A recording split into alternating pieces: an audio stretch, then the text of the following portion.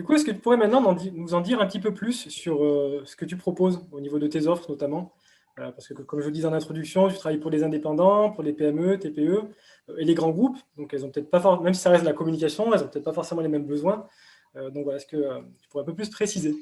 Tout à fait. Donc moi, ce que je propose de l'audit. Donc je fais un diagnostic de la communication de mes clients, c'est-à-dire sur quel support de communication ils sont présents. Donc est-ce qu'ils ont un site, est-ce qu'ils ont une carte de visite, est-ce qu'ils sont présents sur les réseaux sociaux, est-ce qu'ils créent des événements, est-ce qu'ils font de la communication écrite également, etc.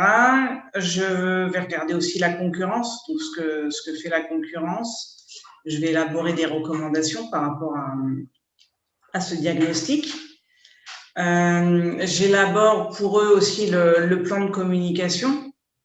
Donc, on va fixer ensemble les objectifs. On va travailler sur le ciblage et justement pour être en phase avec mon credo d'avoir une stratégie de communication rentable et impactante, c'est-à-dire d'investir au bon endroit. Donc, moi, je travaille énormément avec mes clients les objectifs, les cibles, également tous les contenus, donc tout contenu confondu, pour tout type de support. Et c'est aujourd'hui ce qui fait ma différence, puisque en tant que consultante et formatrice en communication, nous sommes très nombreux sur le marché et moi, je me positionne réellement en tant que stratège en communication. Donc, toute la partie en amont de l'opérationnel, en fin de compte, quand on vient me voir pour me dire Sandrine, j'ai besoin d'un site internet,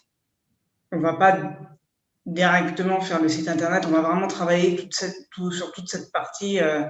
Quel est mon objectif? Pourquoi je veux faire ce site? À qui je m'adresse? Si je m'adresse à telle cible, est-ce qu'ils sont appétents au site internet?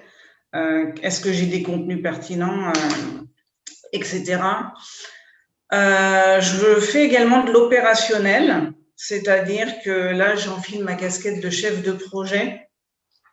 Je vais mettre en relation mon réseau d'experts. Je travaille donc avec un certain nombre d'experts en communication, donc des graphistes, des spécialistes de la vidéo, des imprimeurs, etc. Donc vraiment tous les domaines de la communication où je vais choisir le bon prestataire pour le bon client pour réaliser, justement, pour réaliser des sites, si un de mes clients a besoin d'une campagne sur les réseaux sociaux, je vais pouvoir faire appel à un community manager, je vais pouvoir faire appel à un développeur, je vais pouvoir faire appel à un graphiste s'il y a besoin de vidéos, s'il y a besoin de podcasts, je peux faire appel à une personne spécialisée dans les podcasts.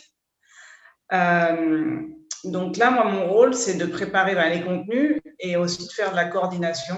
Et je laisse la partie, on va dire, technique à la personne compétente, car pour moi, c'est très important, chacun son métier. Donc, moi, je suis pas graphiste, je suis pas spécialisée en vidéo.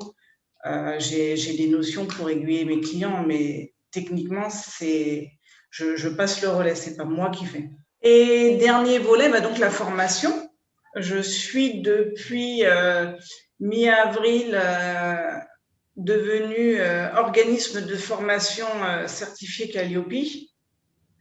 Donc Calliope qui est aujourd'hui en France, on va dire, la plus haute certification concernant les organismes de formation et qui assure aux participants, aux stagiaires, un process professionnel et juste et transparent.